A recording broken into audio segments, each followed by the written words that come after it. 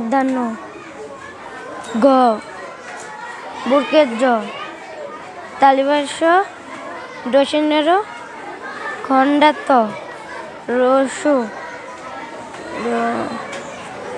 দীর্ঘ মদিনাস ইয় রি ঝ ল দন্তাস ওই দীর্ঘ ই হ মদিনাস দন্তান্ন প খ চ ছ জ উন্তুস্ত জ ম ঢ র র ভ ঠ প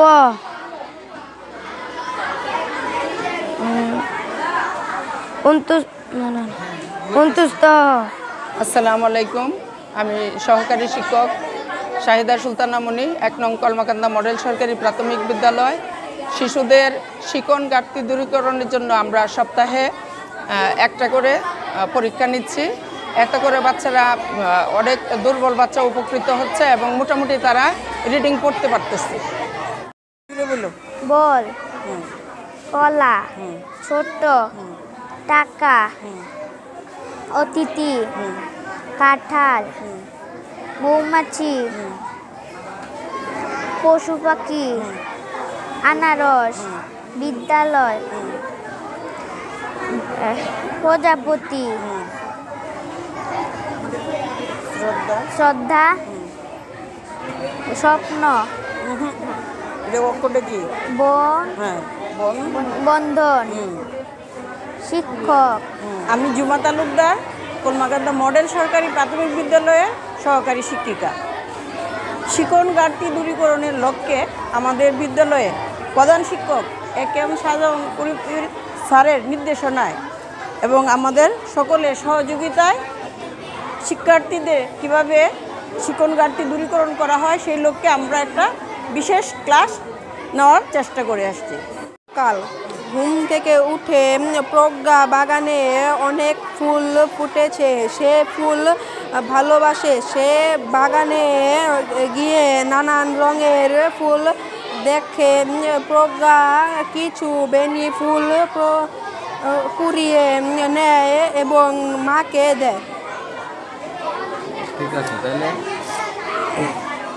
কি ফুল ছিল? বেনি ফুল। বেলি ফুল। বেলি ফুল কুড়িয়ে কাকে দিয়েছে? মাকে। মাকে দিয়েছে। আর কোথায় ফুল ফুটেছে? বাগানে। বাগানে ফুল ফুটেছে। ধন্যবাদ।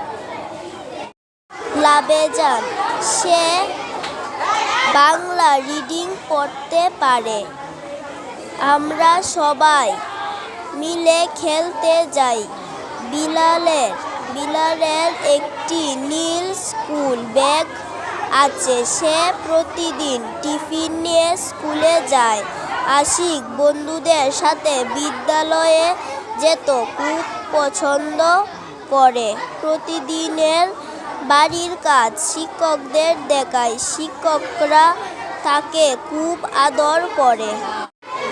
কলমাকান্দা মডেল সরকারি প্রাথমিক বিদ্যালয়ে সকল শিক্ষার্থীদেরকে শিখন ঘাটতি যাচাই করে আমরা যারা একেবারেই বাংলা এবং ইংরেজি পড়তে পারতো না সাবলীলভাবে এবং গণিতের সক্ষমতা অর্জিত হয় নাই, তাদেরকে পৃথক করেছিলাম এবং পৃথক করে আলাদা একটি শ্রেণীকক্ষে শিখন পরিচর্যা কেন্দ্র হিসেবে আমরা ব্যবহার করছি। এই শিখন পরিচর্যা কেন্দ্রে আমার সম্মানিত সহকারী শিক্ষকগণ যথেষ্ট পরিশ্রম করে, অক্লান্ত পরিশ্রম করে তারা চেষ্টা করে যাচ্ছেন তাদেরকে সক্ষমতা অর্জন করানোর জন্য। আমরা প্রতি সপ্তাহে টুলস ব্যবহার করে তাদেরকে বাংলা, ইংরেজি এবং গণিতের সক্ষমতা যাচাই করি। আজকে রবিবার, আজকেও আমার সহকারী শিক্ষকগণ প্রত্যেক শিক্ষার্থীর শিখন ঘাটতি যাচাই করেছেন এবং এ থেকে দেখা যায় বেশ কিছু শিক্ষার্থী ইতিমধ্যেই বাংলা এবং ইংরেজি রিডিং পড়তে পারে এবং গণিতের 4 নিয়ম সম্পর্কে সক্ষমতা অর্জিত হয়েছে। আজকে শুধুমাত্র আমরা বাংলা বিষয়ের সক্ষমতা যাচাই করছি, আমার ম্যাডামরা করছেন।